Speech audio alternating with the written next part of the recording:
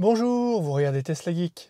Parmi les vidéos les plus regardées de ma chaîne, dans le top 3 je pense, il y a une vidéo dédiée aux accessoires. Cette vidéo, je l'avais faite tout de suite après la récession de mon véhicule avec les tout premiers accessoires que j'avais achetés. Ça fait maintenant 2 ans que je roule en modèle 3 et je trouvais qu'il était grand temps de vous faire une vidéo bilan de ces accessoires pour vous dire 2 ans après quels sont ceux que j'utilise encore, quels sont ceux que j'ai remplacés et quels sont ceux que j'ai ajoutés. Si je fais cette vidéo aujourd'hui, c'est parce que j'ai acheté nombreux de ces accessoires sur AliExpress et qu'à partir du 11 novembre commence sur AliExpress la fameuse opération commerciale du Double 11. Double 11 pour 2 x 11. Le 11 novembre, c'est la fête des célibataires en Chine, l'une des plus grosses fêtes là-bas. C'est un peu l'équivalent du Black Friday pour les Américains. C'est une grosse journée de promotion qui se prolonge d'ailleurs sur le week-end et qui commence donc ce vendredi 11 novembre, le moment idéal pour vous finalement d'acheter vous aussi vos propres accessoires avec de belles remises et de belles promos. C'est d'ailleurs ce que j'avais fait moi-même il y a 2 ans puisque j'avais acheté mes accessoires à peu près à la même période. Donc au sommaire de cette vidéo, une revue de tous les accessoires que j'utilise dans ma voiture ainsi que les accessoires que je n'utilise pas et je vous dirai pourquoi. Si certains de ces accessoires vous intéressent, je vous invite à aller jeter un œil sur mon site teslageek.fr. Vous y trouverez tous les liens vers chacun de ces produits, avec parfois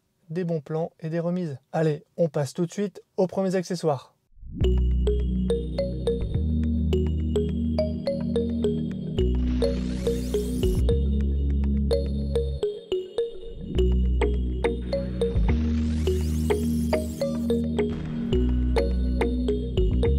On commence tout de suite pour ce qui est pour moi les accessoires les plus utiles au quotidien et ça se passe derrière moi dans le coffre. On ne voit pas forcément tout de suite, mais juste ici dans le coffre, il y a une petite vis qui dépasse, un pas de vis, sur lequel on peut venir fixer ce crochet.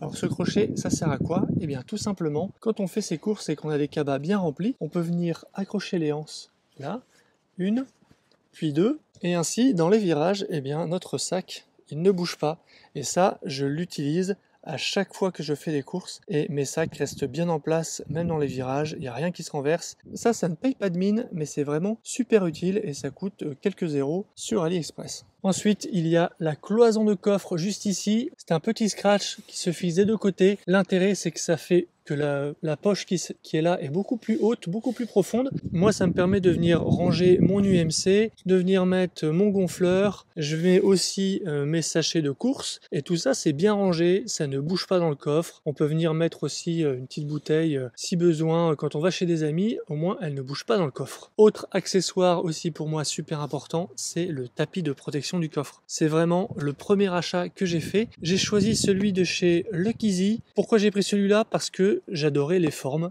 qui sont là, des espèces de stries que vous voyez là. Ce sont les mêmes que sur les tapis d'origine Tesla. Et il y a ce petit côté un peu caoutchouteux qui est plutôt pas mal. En tout cas, moi j'aime bien. J'avais eu il y a quelques temps à tester les tapis de chez Jowa qui étaient aussi très bien ajustés.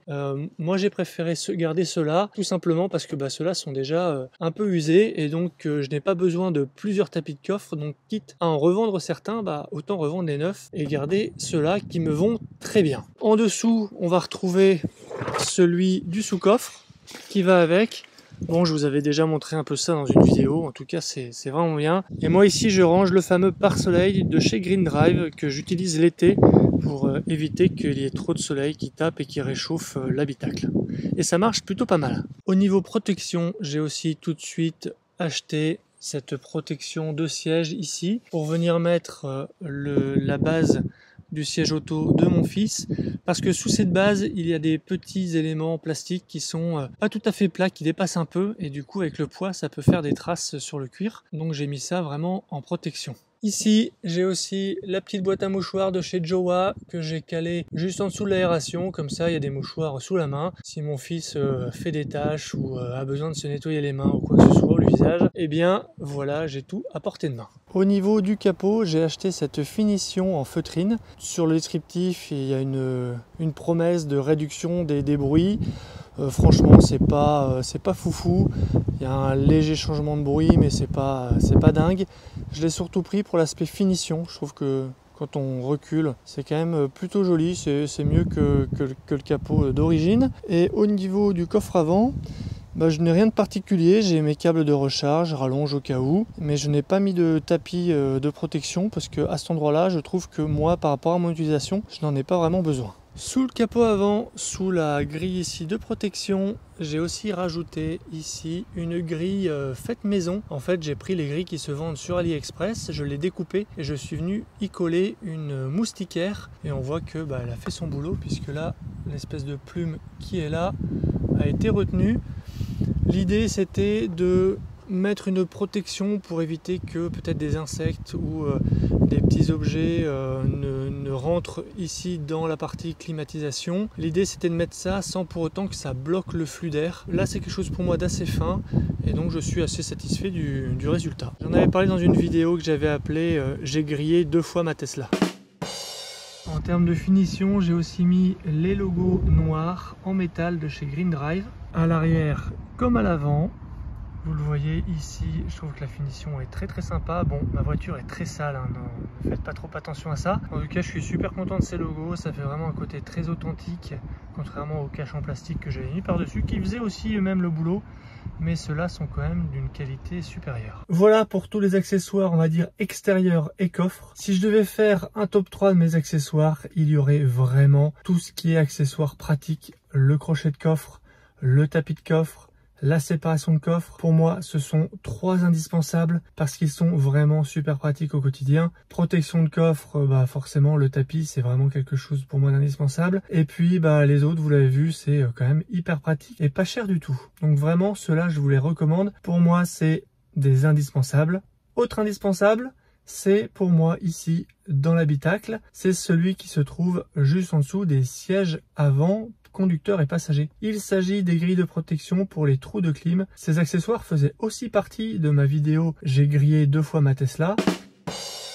Il s'agit donc de protection. Ce n'est pas obligatoire mais quand même fortement conseillé. Je trouve que par rapport au prix que ça coûte, ça permet d'avoir l'esprit tranquille et d'être certain qu'on n'aura jamais aucun objet qui ne tombera dans l'orifice et qui restera coincé au niveau du pack batterie, sous le plancher, parce que j'ai eu des récits, des gens qui m'ont contacté que ça leur était arrivé et ils ont des bruits dès qu'ils prennent un virage, un truc qui roule dans le plancher, c'est vraiment pas sympa et pour quelques euros on peut vraiment s'épargner ce problème. Comme nous sommes dans l'habitacle, je vous propose de passer tout de suite à la partie multimédia. J'ai quasiment immédiatement remplacé la clé USB. Celle fournie par Tesla pour le Sentinel, j'ai eu des problèmes avec assez rapidement. J'avais fait d'ailleurs une vidéo à ce sujet et je l'ai remplacée par une autre clé USB. Tout simplement l'une des clés USB qui est dans le manuel de la voiture, recommandée par Tesla. C'est une sans disque, j'ai pris une 64 Go. Elle est toute petite, elle a pris sa place dans la boîte à gants. Je vous mettrai la référence bien sûr en description. Je l'ai acheté sur Amazon, ça coûte moins de 20 € et franchement ça fait bien le boulot. Et j'avais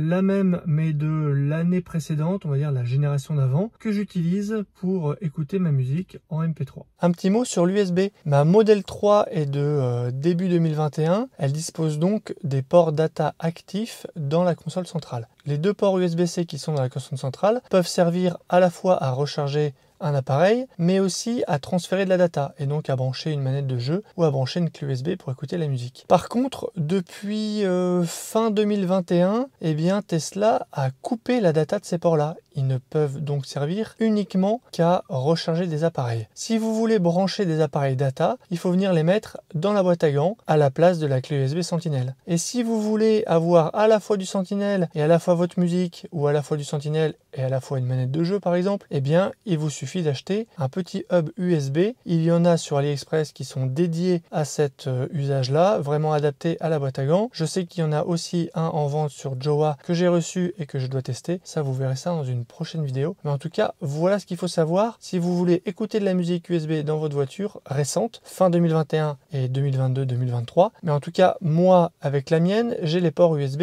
qui sont actifs au niveau data dans la console centrale. Allons-y justement dans cette console centrale, puisque moi j'ai acheté un hub USB qui me permet d'avoir à la fois plus de ports pour recharger ou pour mettre de la data, mais en même temps ça me permet d'avoir différents formats de l'USB-A et de l'USB-C. USB-C ça va plutôt être pour recharger des appareils et USB-A ça va plutôt être pour brancher clé USB, manette de jeu. J'en ai eu plusieurs des hubs USB. J'ai commencé par celui-là, un petit 4 ports acheté sur AliExpress qui marchait très bien. Je l'ai remplacé ensuite par un Jowa que je vais vous montrer juste après. Et j'avais aussi reçu le grand frère du 4 ports, celui-là qui en a 6, 4 sur le devant et 4 sur l'arrière. Alors vous me direz quel intérêt pour les 2022-2023 de mettre un hub USB puisqu'il n'y a pas de data dans la console centrale. Eh bien tout simplement d'avoir des ports de recharge au format différent. Si vous voulez recharger en USB-A, eh bien vous avez ça. Si vous voulez recharger en USB-C, vous avez cela. Et vous pouvez du coup recharger plus d'appareils en même temps. Vous ne pourrez pas mettre de clé USB, mais ça offre plus de possibilités de recharge. En plus des ports qui existent déjà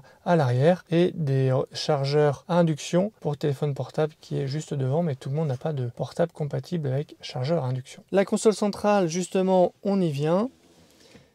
Ici, il y a aussi un incontournable, il s'agit du rangement coulissant. Là, il s'agit celui du Jowa que je trouve plus sympa, mieux fini, avec ici, vous le voyez, un élément en silicone. Juste avant ça, j'en avais un sur AliExpress qui coûtait pas très cher, que j'ai offert à un ami, qui était très bien. Je vous mettrai aussi le lien en description, qui glissait vachement bien. Ça pour moi c'est super pratique, ça permet d'avoir un étage de rangement supplémentaire avec des compartiments bien identifiés. Voilà, les bips de garage, les cartes de fidélité, diverses choses, les cartes de recharge. Et hop, en dessous on a encore un autre étage dans lequel je mets mon bip de péage et ma manette de jeu pour jouer à mes jeux préférés pendant que je suis en recharge. Ici, on retrouve le fameux hub USB dont je vous parlais. Celui-ci, c'est celui de Jowa. L'avantage, c'est qu'on a une petite lampe avec un bouton là qui vient éclairer à la fois le bas mais aussi le haut ici en cas d'obscurité. Vous voyez ici la clé USB de musique qui est tout le temps branchée et qui me permet d'écouter ma musique. Il me reste un autre port USB, encore un USB-A ici sur lequel je peux mettre par exemple la manette de jeu quand je joue et ici deux ports de recharge au format USB-C. Moi j'aime vraiment beaucoup celui-là, l'autre marchait très bien. Celui-là est quand même vachement plus cher. Les autres c'est à peu près 20 €, je pense que celui-là est à 60 $ à peu près. Manette de jeu,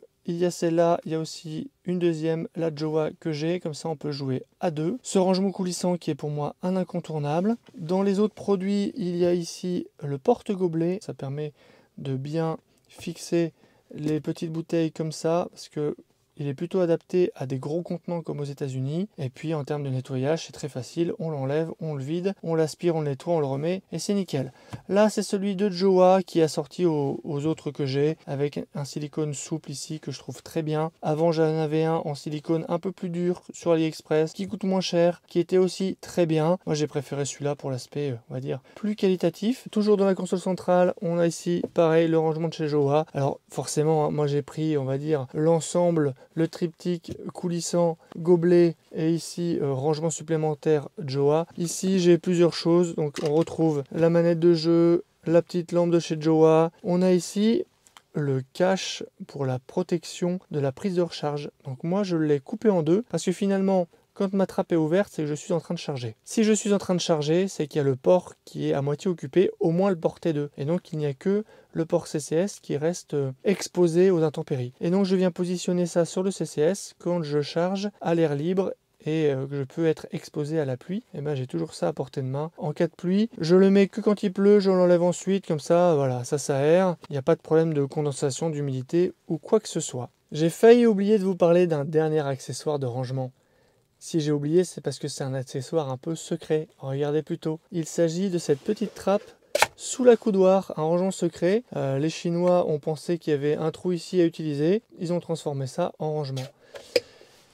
Pour être honnête, celui-là, je ne l'utilise quasiment jamais. Je l'ai acheté juste parce que je trouvais ça sympa. Je trouvais ça insolite d'avoir ce rangement et de se dire que du coup, chaque emplacement était occupé, utile. Ça, je trouvais qu'en termes d'optimisation, c'était plutôt une bonne idée. Et c'est ça qui m'a fait craquer. Honnêtement, je ne l'utilise pas beaucoup. Par contre, vous le voyez, mes accessoires de rangement dans la console centrale sont utilisés tous les jours, vraiment très utiles. Et s'il ne fallait en retenir qu'un, ce serait très certainement le rangement coulissant de la partie avant de la console centrale. Ça permet d'avoir vraiment deux niveaux, de mettre plus de choses, c'est pas en vrac, c'est compartimenté, c'est rangé. Donc pour moi, cet accessoire, quel que soit celui que vous prenez et où vous l'achetez, c'est un incontournable. Autre incontournable pour moi, c'est le support de téléphone. J'avais fait une vidéo dédiée à ce sujet où j'avais comparé, je crois, 9 supports de téléphone différents qui se fixent à des endroits différents du véhicule. J'avais essayé de voir celui qui s'adapte le mieux à ma position de conduite, à ma vision et qui n'était pas bloqué par le volant ou par autre chose. Au départ, j'avais bricolé un petit support que j'avais fixé derrière le volant. C'était plutôt pas mal, mais je me suis rendu compte que avoir un support à côté de l'écran à portée de main et qui en plus est magnétique, et ben c'était vraiment quelque chose qui au quotidien est quand même vachement plus pratique. Mon choix s'est donc porté sur ce support de chez Jowa qui est amovible. Ici, on peut le retourner pour le cacher si on ne veut plus le voir. On peut le remettre ici en place. Il se règle en hauteur, comme ça. Hop, il est inclinable, on peut le réorienter un peu partout comme ça. Et alors, ce support est juste vraiment super pour moi. Pourquoi? Parce que avec mon iPhone 12 qui est compatible MagSafe, il va être fixé comme ça, magnétique. Donc, on le pose, on le remet, c'est super pratique. Et en plus, dès qu'il est posé, il recharge. Et le câble, il court derrière l'écran, il passe ici dans la petite rainure. Et il va se fixer, toc toc toc, derrière, juste là. Et franchement, c'est hyper discret, ça marche vraiment très bien. Big up à ce support de téléphone. On peut mettre Waze, moi je m'en sers essentiellement pour mettre Waze. Et on l'a vraiment dans l'axe du regard, dans l'axe de la route. On n'a pas besoin de détourner son regard. Donc ça, c'est vraiment bien. Et pour moi, c'est le meilleur support. En tout cas, j'en suis très très satisfait. Autre accessoire que j'ai presque oublié, il s'agit de ces pédales, ce pédalier alu. Alors la voiture est un peu sale, hein, vous l'avez vu, mais voilà, concentrons-nous sur ce pédalier. J'ai pris une finition noire, brossée, pour que ce soit un peu foncé, que ça change un peu des pédaliers alu inox, et que ça rappelle un peu le coloris de la voiture. Il y a différents coloris, il y a un rouge, il y a un bleu, et puis il y a bien sûr l'inox. Voilà, moi je trouve que ça finit bien la voiture, c'est un peu un petit caprice pour le conducteur, parce qu'il n'y a que lui, entre guillemets, qui en profite. En tout cas, c'est bien plus joli que les pédales d'origine. Vous ne le voyez pas, mais j'utilise aussi les Sexy Buttons. J'en ai paramétré principalement deux. Il y en a un que j'ai positionné derrière l'écran côté passager pour faciliter l'ouverture de la boîte à gants pour ma femme, et un autre que j'ai mis à l'arrière pour activer et désactiver la partie arrière de la climatisation pour les passagers arrière, tout simplement pour quand j'ai de la famille qui monte à l'arrière et qui n'aime pas la clim, ils puissent facilement l'arrêter de le même sans que moi je doive le faire depuis l'écran alors que je roule. Je trouve que c'est plutôt utile. Autre utilité des Sexy Buttons, c'est le Commander. C'est ce petit boîtier qui se met sur le port OBD et qui moi me permet avec l'application des Sexy Buttons d'avoir accès à des informations sur la température de ma batterie, sur la puissance des moteurs, sur ce qui rentre et ce qui sort en termes d'électricité dans la batterie, et aussi au niveau de dégradation de ma voiture. C'est un outil qui est peut-être propre à mon activité, on va dire, de youtubeur ou tout du moins de geek. En tout cas, ça va me permettre de vous donner un état des lieux très précis du niveau de dégradation de ma batterie après 2 ans. Et ça, j'en parlerai dans la vidéo bilan des 2 ans qui va arriver à la fin du mois sur la chaîne. Donc si cette vidéo vous intéresse, surtout, n'hésitez pas à vous abonner, à faire retentir la cloche pour être averti de mes prochaines vidéos et notamment de celle-là. Dernier accessoire que j'ai toujours avec moi, c'est le petit gonfleur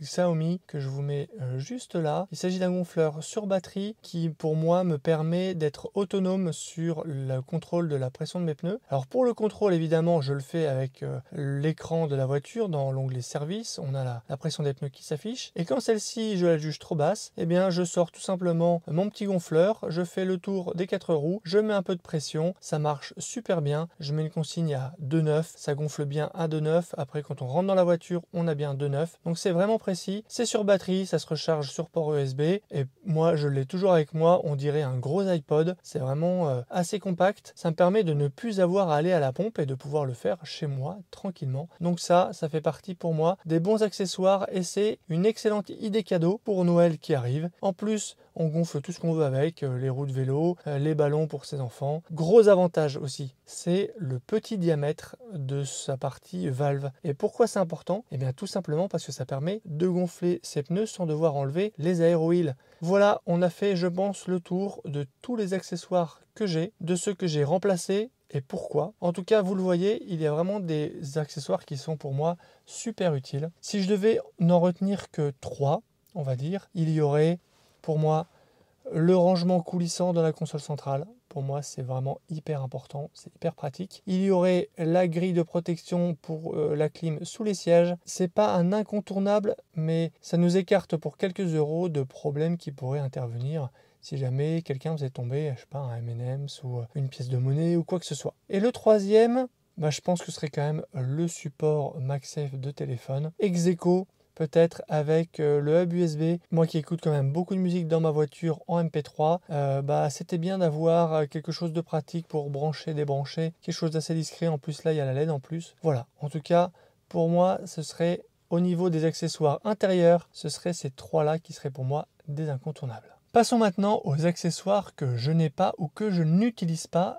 et je vais vous dire pourquoi. Tout d'abord, il y a quelque chose qui me paraît comme un best-seller, ce sont les pads de levage. Alors les pads de levage, il y a tout un truc, il y a plein de gens qui disent que c'est un incontournable, mais honnêtement pour moi, à moins d'avoir un cric pour pouvoir lever sa voiture quand on a une crevaison, ces pads sont pour moi totalement inutiles. Tout simplement parce que quand on se fait remorquer, souvent les garages sont équipés d'un pont de levage. Et sur les ponts de levage, ces pads sont totalement inutiles puisque sur un pont de levage, la voiture va s'appuyer sur toute la longueur du pont et pas sur un point unique et donc il n'y a absolument pas besoin de ces pads sur les ponts de levage. Vous faites ce que vous voulez, si ça vous rassure de les avoir avec vous, achetez-les, ça coûte pas très cher, je vais pas vous dire le contraire, mais voilà pourquoi je ne les ai pas. Parce que quand je vais dans un garage, il n'y en a pas besoin. Le deuxième accessoire que je n'ai pas, c'est la protection d'écran. Là aussi, si ça peut vous rassurer d'une mauvaise manipulation, n'hésitez pas. Achetez-le, mettez-le. Personnellement, je ne travaille pas dans ma voiture, je ne transporte pas des objets longs et encombrants qui pourraient venir ici devant. Je n'ai donc selon moi pas l'utilité d'un tel accessoire. Je fais attention. L'écran ne va pas se rayer dans ma poche avec mes clés, il ne va pas tomber de ma poche, ce n'est pas un smartphone. J'ai un écran de protection sur l'écran de mon téléphone, je n'en ai pas mis sur celui de ma Tesla. Vous direz peut-être qu'un jour je le regretterai, mais là ça fait 2 ans et je n'ai eu aucun problème. Un accessoire que je n'ai pas installé et peut-être que j'aurais dû, ce sont les protections pour mettre derrière les sièges pour protéger un peu des pieds des enfants. Mon fils avec son siège auto pose les pieds dessus, ça salit, ça c'est sûr. Pour le moment, j'ai toujours pu nettoyer. Ça peut laisser quelques petites traces qui s'en vont pas. J'aurais certainement dû en mettre au moins un derrière le siège de mon fils dès le début. Ce n'a pas été le cas. Bon, le résultat est pas non plus fou, ça se salit, ça se nettoie. Mais je pense que c'est quand même une bonne idée que de protéger l'arrière des sièges quand on a des enfants. Pareil, les protections pour les seuils de porte sur les côtés, je n'en ai pas mis. Il faut dire que pour le moment, mon fils est dans son siège auto, donc ce n'est pas lui qui ouvre la porte, il ne va pas mettre son pied dessus. Donc pour le moment, je n'en ai pas le besoin, mais quand il sera un peu plus grand, je me poserai la question de mettre ces fameuses protections sur vraiment le bas des portes. C'est assez discret, donc c'est plutôt pas mal et je pense que ça protège bien. J'en ai vu plusieurs qui en avaient. Donc il y a peut-être ce produit-là dont je n'ai pas encore besoin et dont j'aurai peut-être besoin plus tard. Autre protection est assez plébiscitée, c'est celle du seuil de coffre à l'arrière au niveau des plastiques. Moi je fais plutôt attention, mais c'est vrai qu'il suffit d'une fois pour que ça s'abîme. Je considère quand même que c'est une pièce qui est amenée à s'abîmer, c'est pas ça qui va faire qu'on va décoter sur le prix de son véhicule. Si vous voulez le protéger surtout, n'hésitez pas, faites-le, ça ne coûte pas cher. En tout cas, moi pour le moment, je ne l'ai pas mis. Peut-être que sur la prochaine, j'y réfléchirai à 2 fois et je la mettrai. En tout cas, pour le moment, pareil, je ne l'ai pas mis. Autre produit, on va dire best-seller, et pourtant pour moi c'est une légende urbaine, les joints de porte à rajouter. Il y a des kits de joints qui sont vendus un peu partout, sur AliExpress, sur Green Drive, sur tous les sites, avec des promesses de réduction sonore. Honnêtement, ça ne marche pas. À la limite, il y a peut-être celui du capot avant, s'il est bien posé, qui peut enlever quelques bruits aérodynamiques, mais alors dans les portes, non. Au niveau du bruit, ça ne change rien. Ce qui a vraiment eu un effet, c'est la qualité de finition des fabrications chinoises et allemandes, et surtout l'ajout du double vitrage à l'avant sur le 2021. C'est surtout ça qui a apporté un changement au niveau de l'isolation sonore. Mais les joints, pas du tout. Si vous faites attention, il y a en fait déjà 2 joints au niveau des portes, un sur la porte et un côté carrosserie. Rajouter un 3e joint, c'est pas ça qui va changer grand chose. Par contre, en termes de salissure, comme il y a un joint qui est plus proche, on va dire de l'extérieur de la voiture, la saleté ne va pas remonter sur les seuils de porte et toute la partie intérieure. Mais à part ça, franchement, aucune utilité de mettre les joints. Autre accessoire qui a l'air de plaire, ce sont ces écrans qui s'installent ici derrière le volant, ou alors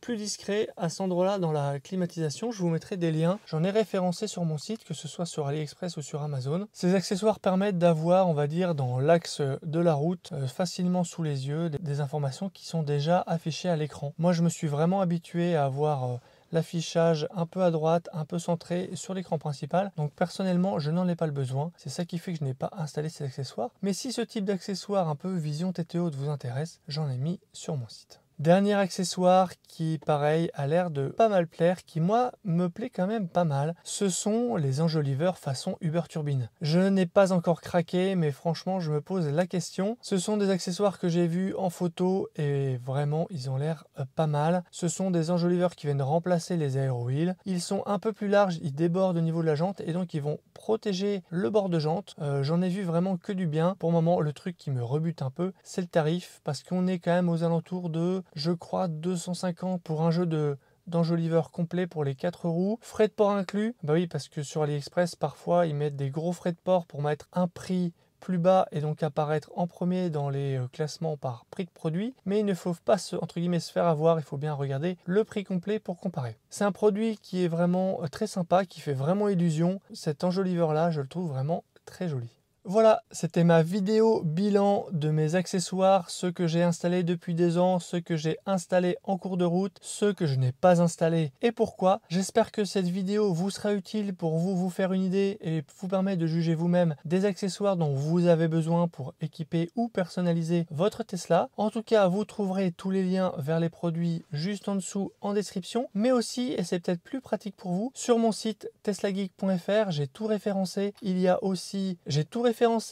a une section dédiée à AliExpress, une section dédiée à Amazon et tout en haut il y a aussi une section avec des bons plans chez Jowa, chez Ancho, chez Total Direct Energy, chez Green Drive aussi, puisque j'ai un code de parrainage qui vous permet d'avoir 10 € de remise pour votre premier achat à l'inscription. Voilà, dans tout un ensemble de bons plans qui vous permettront d'optimiser ou d'améliorer votre Tesla. N'hésitez pas surtout à profiter de mes liens et de mon site pour faire vos achats pendant ce Double 11, cette grosse promo sur AliExpress qui va durer, je crois, jusqu'au 13 novembre, donc surtout profitez-en, c'est le bon moment parce que pour eux les promos c'est maintenant. Ils vont faire des chiffres d'affaires records en Chine pendant cette opération là. Il y aura peut-être un rattrapage au Black Friday, mais ça je n'en suis pas sûr. En tout cas pour moi, s'il y a un moment pour faire des achats d'accessoires, c'est ce week-end sur AliExpress. Voilà, j'espère que cette vidéo vous a plu. Abonnez-vous si vous ne voulez pas rater mes prochaines, notamment le bilan des 2 ans en modèle 3. J'ai vraiment hâte de vous produire cette vidéo.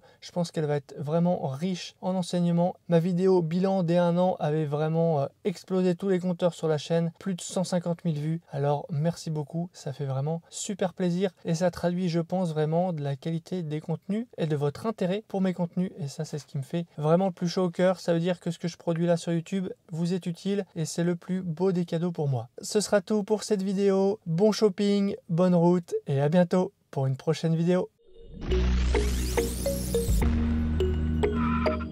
Si tu as aimé cette vidéo ou que tu veux soutenir la chaîne, mets un like. Tu peux t'abonner pour recevoir les notifications de mes prochaines vidéos et aider la chaîne à être mieux référencée. N'hésite pas à donner ton avis en commentaire. À bientôt!